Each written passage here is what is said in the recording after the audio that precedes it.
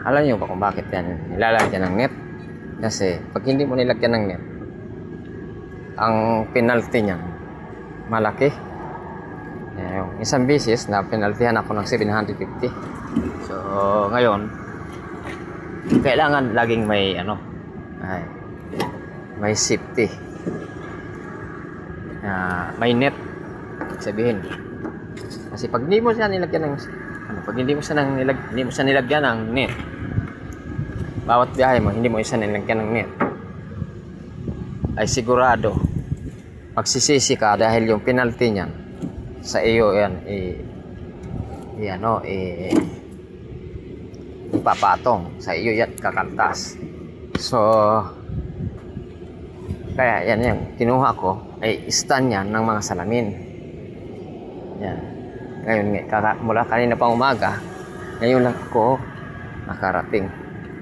So ganito ang buhay ko dito. Kailangan safety lagi para hindi ka kasi nung isang beses na nagbayad sila ng 1,150 penalty yun sa kanila. Ngayon imagine mo kung ang sahod mo ay 1,800 lang, tapos kaltasan ka ng 1,150 na wala namang mangyayari.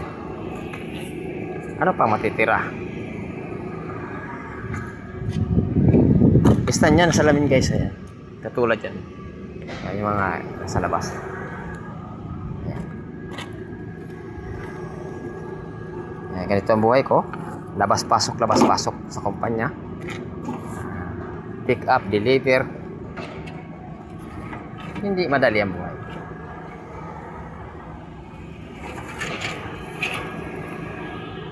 Kasi wala na kaming driver. Kaya ang nangyari sa akin na napunta yung driver ay yung posisyon ng driver. Pero okay lang. Mahalaga sa sahod. Ito ang buhay ng isang OFW.